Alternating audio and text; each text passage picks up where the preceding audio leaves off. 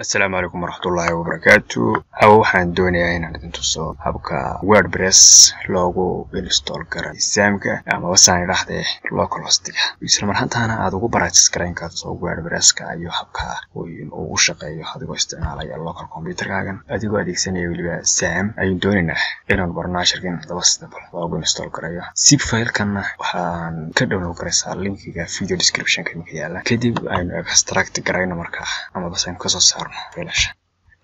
waa kan folderkii ku shubnaayeen faylashii WordPress-ka.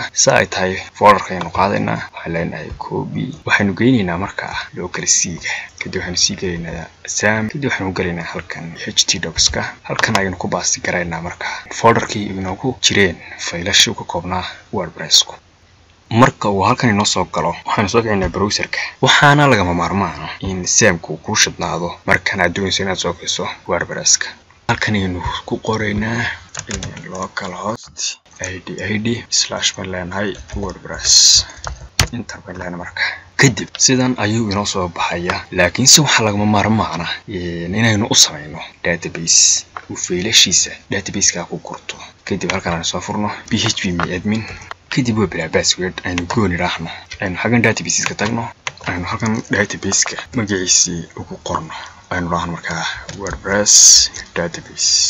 kadibna create and run WordPress database waa kan. kadib halkan ayaan hadaba oranaa let's go. halkan waxaan ku qoranaa database name-ka aynu ka sameynay oo ahaa WordPress database.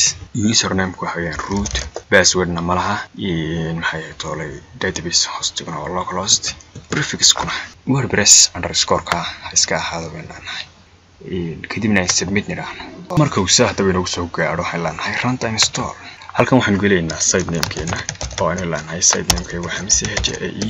username-kuna wuxuu noqonayaa HAE. password-ka waxaanu leenahay wuxuu noqonayaa abc123@ confirm password baan leenahay. halkan email-kana waxaan galeynaa hamsahae@gmail.com. halkan maxay toolay hoose ee ah search engine visibility-gana waxaan iska dhaafaynaa sababtoo ah almost offline. kadibna install WordPress ayaan ku dhufanaa. installation-kiisa ay ku dhameeyay. markaas marka waxaan ku galeynaa password-keeni aynu markaa u sameynay ee ahaa abc123@. kadibna login baan leenahay. sidan ayuu ugu duwan yahay WordPress-ki. haddaad doonayso markaa maxay toolay WordPress-ki themes-ki oo kale pages-ki dhammaan tools-ki iyo settings-ki waa halkan ay wada yaalaan.